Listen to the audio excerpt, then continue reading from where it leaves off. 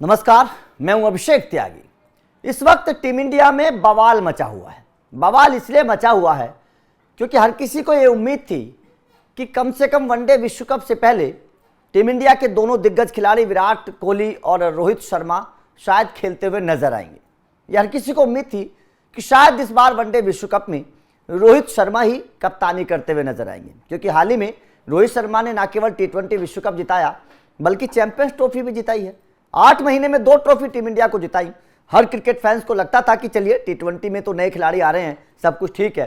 Test से वो retirement ले ही चुके हैं, वहाँ भी नए खिलाड़ी अपना परचम लहरा रहे हैं, बढ़िया कदम जमाते हुए नजर आ रहे हैं। कम से कम वनडे में तो इन दोनों खिलाड़ियों को इज्जत मिलनी चाहिए, सम्मान मिलनी चाहिए। अब ये दोनों खिलाड़ी बेकार तो है नहीं। रोहित शर्मा तो फाइनल में चैंपियंस ट्रॉफी के मैन ऑफ द मैच रहे थे। विराट कोहली शानदार परफॉर्मेंस लगातार कर रहे हैं, कोई सवाल तो इन दोनों पर है नहीं।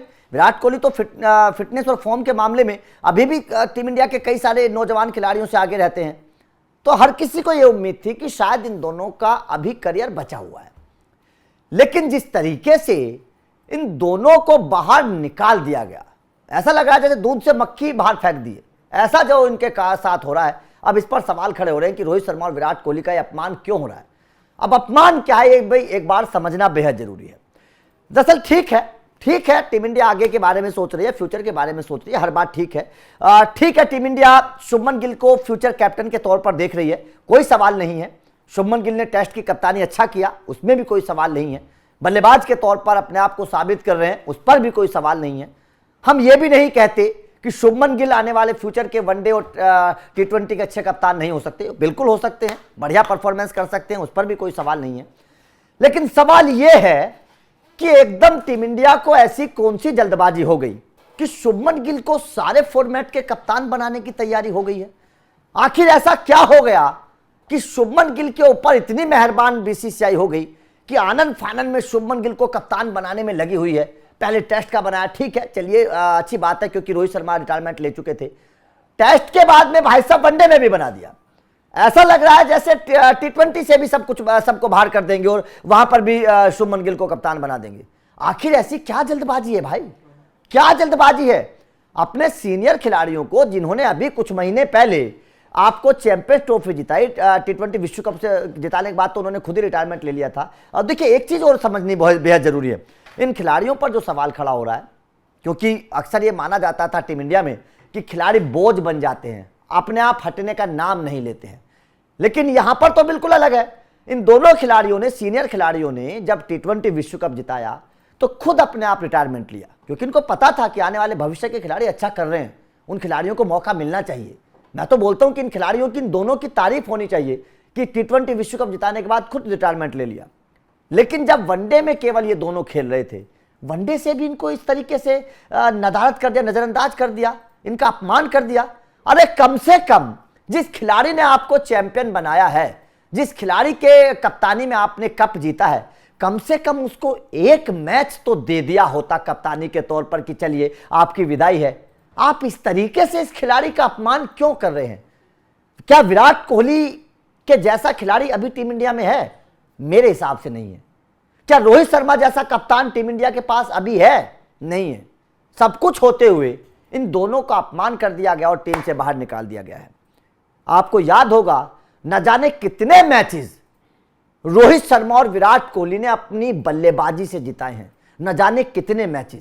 क्या टीम इंडिया उन सबको भूल जाती है?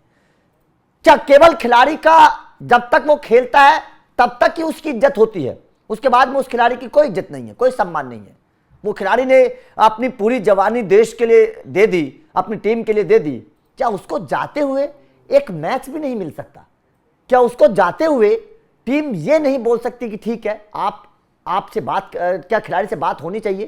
क्या उससे बात करके उसको एक आखिरी मैच में शिरकत करने का मौका नहीं मिल सकता? आपको याद होगा, IPL 2025 के दौरान रोहित शर्मा ने बीच IPL में टेस्ट से रिटायरमेंट लिया था। उस वक्त भी ये कयास लगाए जा रहे थे कि रोहित शर्मा के साथ ठीक नहीं हुआ है, उनका सिलेक्शन नहीं हो रहा था टेस्ट में, इसीलिए उन्होंने मजबूरन रिटायरमेंट लिया।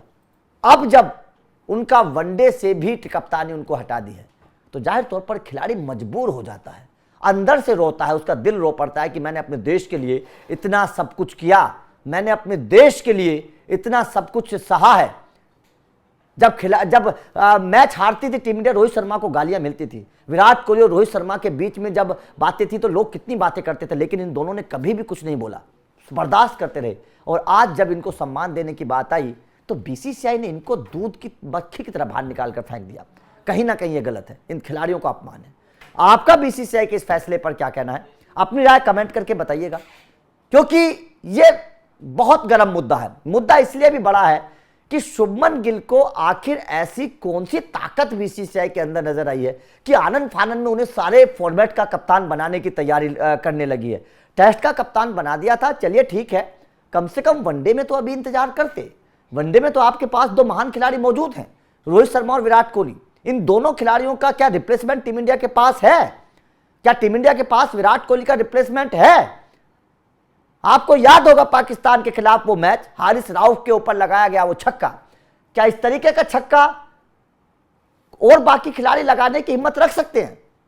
किस तरीके का विराट कोहली की बल्लेबाजी अभी भी चल रही है, क्या इस तरीके की बल्लेबाजी? अभी आईपीएल 2025 की बात कर लीजिए, सबसे ज्यादा रन बनाने वाले खिलाड़ियों में से रहे थे। ऐसा तो नहीं है कि विराट कोहली की फॉर्म नहीं है, ऐसा भी नहीं है कि विराट कोहली रन नहीं बना पा रहे हैं या फिर फिटनेस उनकी बेकार है। विराट कोहली के बारे में भी नहीं सोच रहे हैं भैया, रोहित शर्मा की तो बात ठीक है, विराट के बारे में भी नहीं सोच रहे हैं। मतलब साफ है कि इन दोनों खिलाड़ियों के साथ अब गलत हो रहा है, और ये टीम इंडिया में कोई पहली बार नहीं हो रहा है।